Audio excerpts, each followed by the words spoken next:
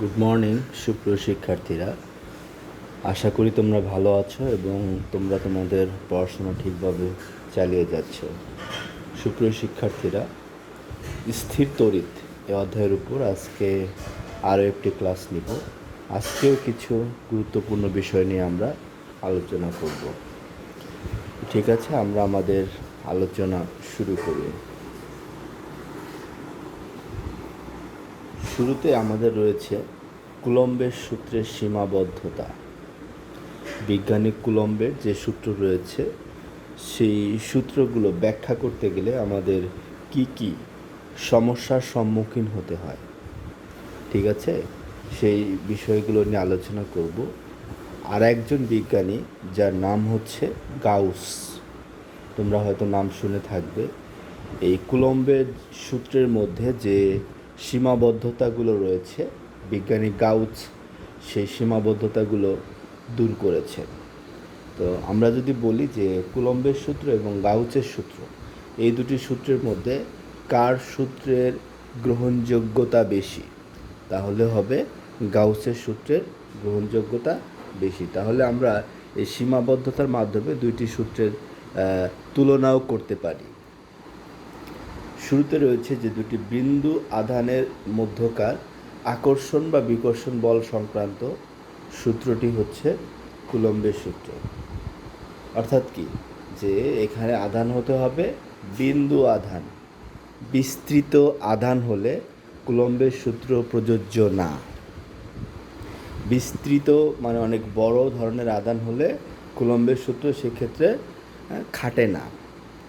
সুতরাং কুলম্বের সূত্রের বল, আবার কি বলছে, বল, প্রাবল্য, বিভব ইত্যাদির হিসাব নিকাশ করতে হলে তড়িৎ সৃষ্টিকারী আধানটি বিন্দু আধান হতে হবে।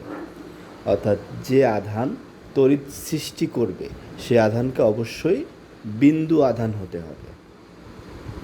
তাহলে আমরা এই সূত্রের মাধ্যমে বল, প্রাবল্য, বিভব ইত্যাদি হিসাব করতে পারব। ঠিক আছে।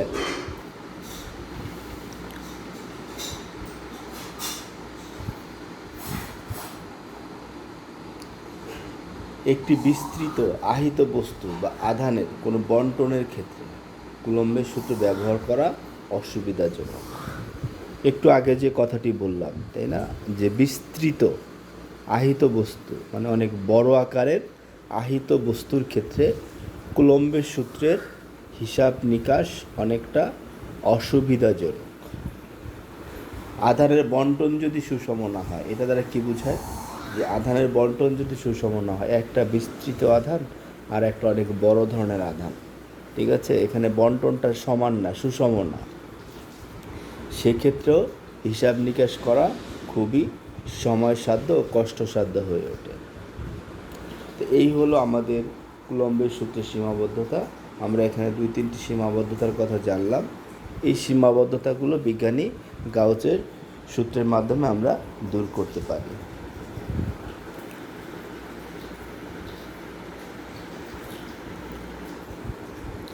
এখানে দেখো আবার বলা হয়েছে অপরদিকে বিজ্ঞানী গাউসের যে সূত্র, হ্যাঁ, সেই গাউসের সূত্রে আধানের যে কোনো বণ্টনের ক্ষেত্রে, আগেরটা কুলম্বের সূত্রে ছিল বিন্দু আধান, কিন্তু গাউসের সূত্রে যে কোনো আধান, ছোট বড় যাই হোক না কেন, যে কোনো আধানের বণ্টনের ক্ষেত্রে বা যে কোনো আকৃতির আহিত বস্তুর ক্ষেত্রে কুলম্বের গাউসের সূত্র ব্যবহার করা খুবই সহজ।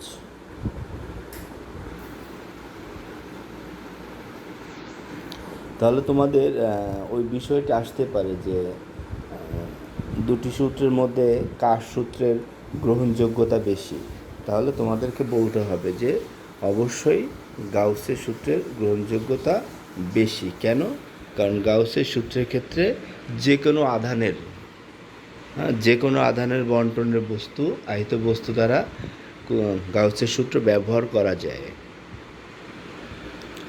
তো এই হলো আমাদের থিওরি আলোচনা। আমাদের থিওরি মোটামুটি শেষ।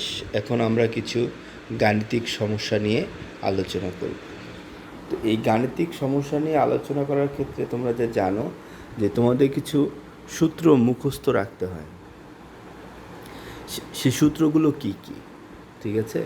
যে সূত্রগুলো তোমাদের মুখস্থ রাখতে হবে বা যে সূত্রের মাধ্যমে তোমাদের অঙ্ক করতে হবে সেই সূত্রগুলো কী কী। শুরুতে আসি, আমরা কুলম্বের সূত্রের মাধ্যমে যে সূত্রগুলো আমরা জানি সেগুলো কি কি। 1 নাম্বার যে সূত্র রয়েছে, নাম্বার 1, এফ ইকুয়াল টু আমরা কি জানি 1/4πε0 Q1 Q2/d²। 1/4πε0 Q1 Q2/d²। এখানে Q1টা কি, Q2 কি? এখানে Q1 প্রথম বস্তুর আধান,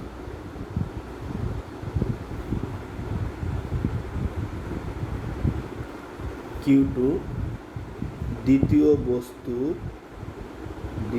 বস্তুর আধান, আর D সমান সমান হচ্ছে কি দূরত্ব।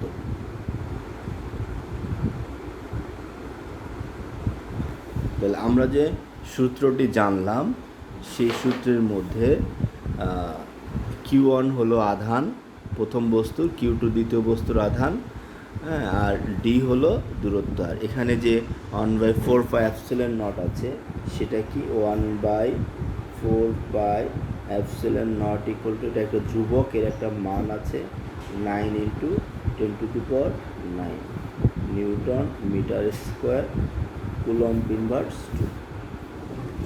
ঠিক আছে, newton metre square coulomb inverse 2।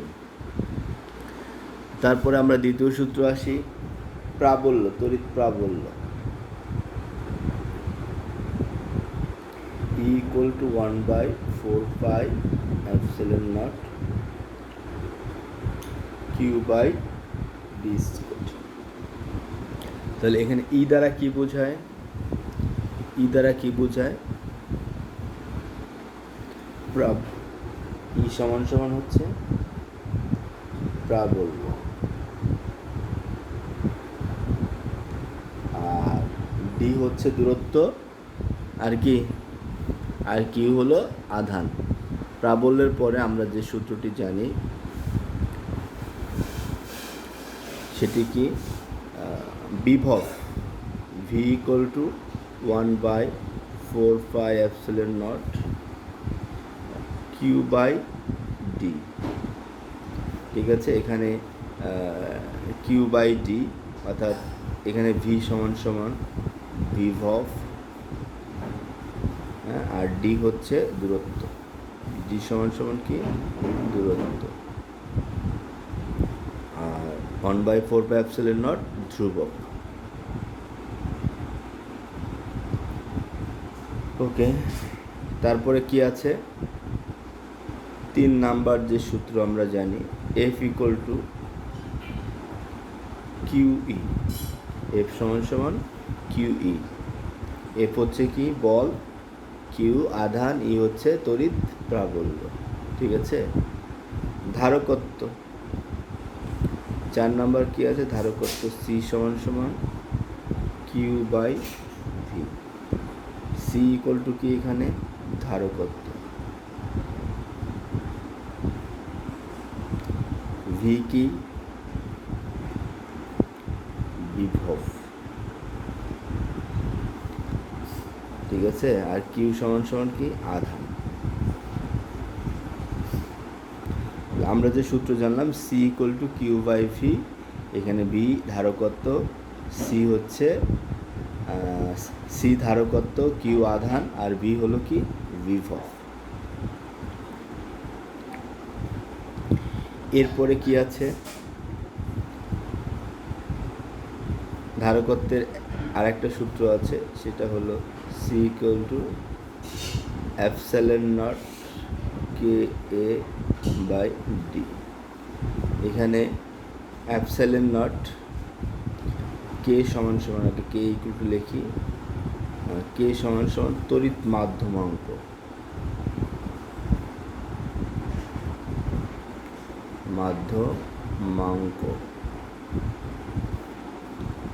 Epsilon not একটি ধ্রুবক, মাধ্যমে শূন্য মাধ্যমের প্রবেশ্যতা, মাধ্যমের প্রবেশ্যতা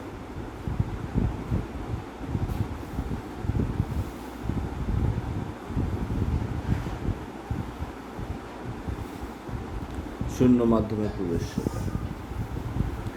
আর এ সমান সমান কি? ক্ষেত্রফল।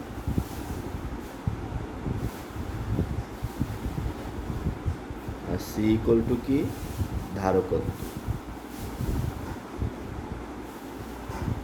ঠিক আছে। আচ্ছা, আরো কিছু সূত্র লিখবো আমরা।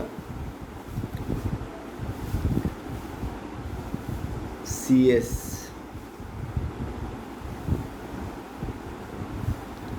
One by CS equal to one by C one plus one by C two plus one by C three.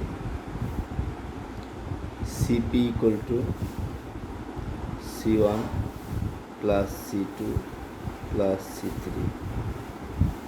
ঠিক আছে। তো এখানে যে সূত্র আমরা লিখলাম, এখানে সিএসটা কি, সিপিটা কি, এখানে এস দ্বারা কি বোঝায়? Parallel, series.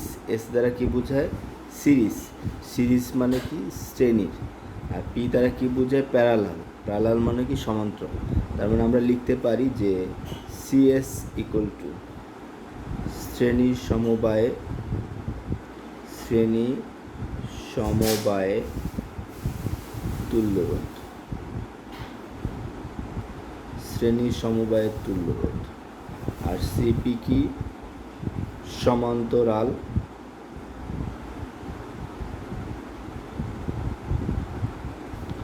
সমবায়ে তুল্যরোধ।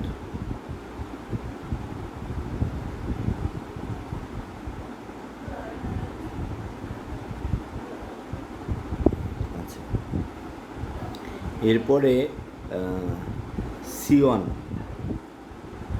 প্রথম বস্তুর রোধ,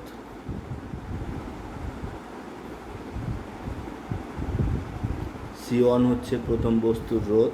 C2 কি? দ্বিতীয় বস্তুর রোধ। C3 তৃতীয় বস্তুর রোধ। অর্থাৎ আমরা স্থির তড়িৎ চ্যাপ্টারে যে সূত্রগুলো ব্যবহার করব সেগুলো খুবই সহজ সূত্র, কিন্তু এর মাধ্যমে আমাদের অনেক গুরুত্বপূর্ণ অঙ্ক করতে হবে। তোমাদের আজকে যে সূত্র, আরও কিছু সূত্র আছে, আজকে যে সূত্রগুলো লিখলাম এগুলো বাসায় ভালোভাবে মুখস্থ করবে। এই সূত্রগুলোর তোমার কিছু সূত্র আগে তোমাদের জানা আছে। ঠিক আছে। তো ঠিক আছে, আজকে এই সূত্রগুলোর মাধ্যমে আমি একটি অঙ্ক করার চেষ্টা করব। তোমরা এবং আগে সূত্রগুলো ভালোভাবে মুখস্থ করো, তাহলে তোমরা যে বাকি অঙ্কগুলো রয়েছে সেই অঙ্কগুলো তোমরা ভালোভাবে করতে পারবে। আচ্ছা, তাহলে আমরা নেক্সট যে অঙ্ক আছে আমরা অঙ্কটা দেখি। একটা গাণিতিক সমস্যা আছে। আমাদের এই গাণিতিক সমস্যার সমাধান করার জন্য যে সূত্রটি ব্যবহার করতে হবে, সেই সূত্রটি যদি খুঁজে বের করতে হয় তাহলে আমাদেরকে কি করতে হবে?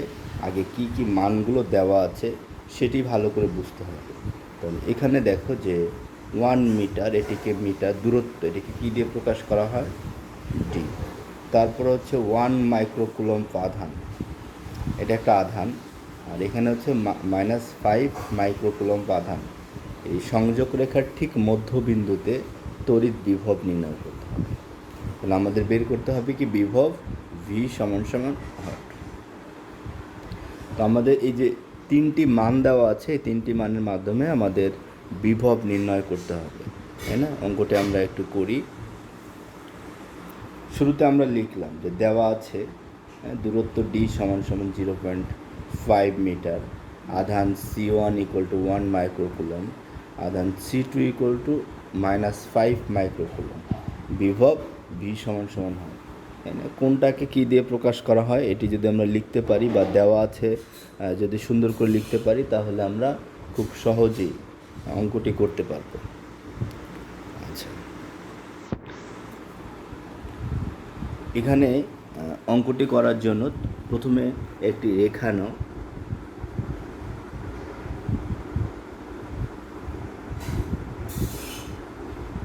এখানে এটা থেকে দূরত্ব হচ্ছে 1 মিটার।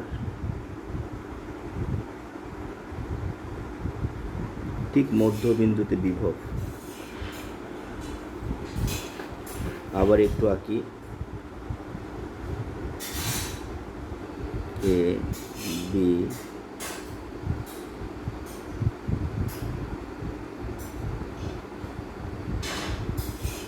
ঠিক এই মধ্যবিন্দুতে বিভব। তাহলে আমার দূরত্ব কত হবে? 0.5 মিটার। এখান থেকে এটুকু দূরত্ব 0.5 মিটার। তাহলে আমরা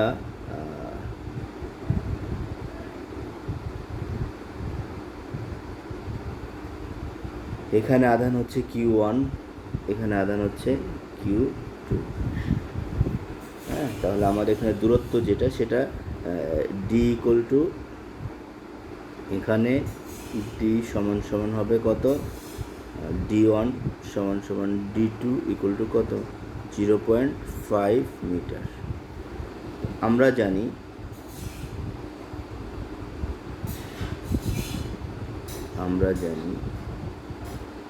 V equal to 1/4πε0 Q1/D1 plus Q2/D2, তাই না? দুইটা চার্জের জন্য বিভব, সেজন্য আমার এখানে কি হবে? Q1/Q2 plus Q1/D1 plus Q2/D2। তো দুইটা চার্জের জন্য যেহেতু, এখন আমাদের মানটি বসিয়ে দিতে হবে। 1/4πε0 মান কত? 9 × 10⁹ হ্যাঁ, ব্র্যাকেট Q1 এর মান কত? 1 মাইক্রোকুলমকে কুলম করলে কত হয়? 1 × 10⁻⁻6। আর দূরত্ব হচ্ছে 0.5। আচ্ছা, আমরা একটু উপরে করি। সমান সমান 9 × 10⁻9। হ্যাঁ, আর এখানে 1 × 10⁻6 কুলম। দূরত্ব হচ্ছে 0.5 প্লাস এখানে কত?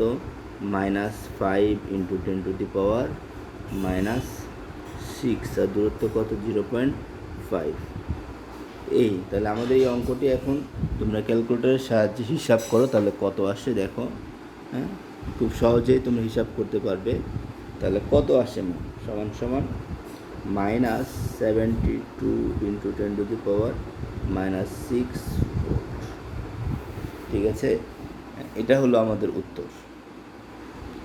তো ঠিক আছে সুপ্রিয় শিক্ষার্থীরা, আমাদের যে একটি গাণিতিক সমস্যার সমাধান করলাম, আশা করি তোমরা এটি বুঝতে পারছো। সামনের ক্লাসে আমরা আরও অনেক গাণিতিক সমস্যার সমাধান করব, কিন্তু তার আগে তোমাদের সূত্রগুলো অবশ্যই ভালোভাবে মুখস্থ রাখতে হবে। অঙ্কগুলো পারার একমাত্র উপায় হলো সূত্রগুলো ভালোভাবে মুখস্থ রাখা।